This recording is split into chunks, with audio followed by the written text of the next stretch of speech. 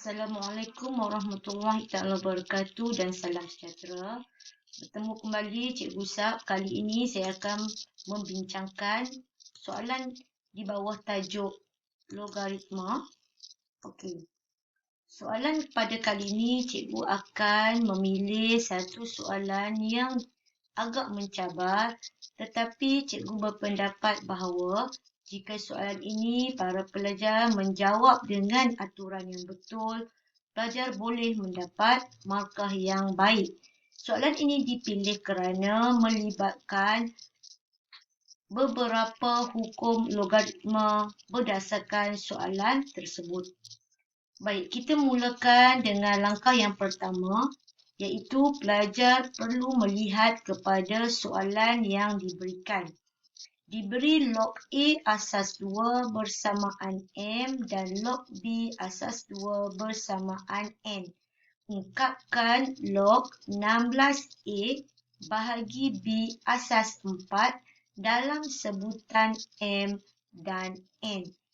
Pertama, pelajar perlu melihat apakah asas yang diberikan di dalam soalan dan juga asas yang diberikan di dalam maklumat. Kita perlu membuat semakan asas sama ada kedua-dua asas tersebut adalah sama ataupun tidak. Jika kita dapati bahawa asas yang diberikan adalah tidak sama, pelajar perlu ingat bahawa hukum penukaran asas logaritma perlu digunakan dalam menyelesaikan soalan tersebut. Baik, kita mulakan dengan langkah yang pertama. Berdasarkan soalan yang diberikan iaitu log 16A bahagi B asas 4 bermaksud di sini hukum logaritma melibatkan operasi bahagi perlu digunakan. Pelajar boleh merujuk hukum logaritma yang dipaparkan di skrin. Langkah seterusnya, selepas kita menggunakan hukum yang melibatkan operasi bahagi, kita teruskan lagi kepada langkah yang seterusnya. Kita dapati pada langkah yang seterusnya diperolehi log 16A asas 4 tolak log B asas 4. Di situ kita lihat masih lagi melibatkan hukum logaritma yang seterusnya, iaitu yang melibatkan operasi pendaraban. Maka pelajar perlu menggunakan hukum logaritma yang kedua. Baik, apa yang berlaku seterusnya adalah selepas kita menggunakan hukum logaritma yang melibatkan operasi pendaraban, maka terhasillah log 16 asas 4 tambah log A asas 4 tolak log B asas 4. Baik, selepas itu pelajar akan dapati bahawa asas yang kita perolehi selepas kita melihat kepada soalan ialah menggunakan asas 4.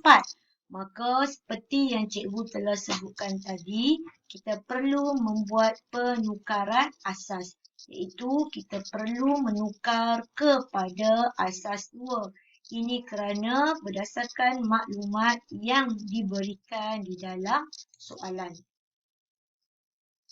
Dan kita kena ingat bahawa C yang digunakan merupakan asas yang baru. Langkah seterusnya kita dapati bahawa log A asas 2 seperti yang tertera di dalam maklumat. Begitu juga log B asas 2 juga seperti yang tertera di dalam maklumat. Seterusnya pelajar akan membuat gantian pada log A asas 2 dengan sebutan M dan log B asas 2 dengan sebutan N. Baik, kita lihat di situ bagaimana nilai 2 itu terhasil. Nilai 2 itu terhasil apabila pelajar menukarkan log 16 asas 4 menjadi log 4 kuasa 2 asas 4 dan kita permudahkan, maka dapatlah nilai bersamaan dengan 2. Seterusnya, pelajar akan menyelesaikan menggunakan konsep dalam sebutan linear dan akhirnya pelajar akan mendapat jawapan 4 tambah M tolak N bahagi 2. Cikgu rasa itu sahaja perkongsian kita pada kali ini. Dan cikgu harap perkongsian ini boleh membantu pelajar untuk belajar menyelesaikan soalan-soalan yang lain. Sekian, terima kasih.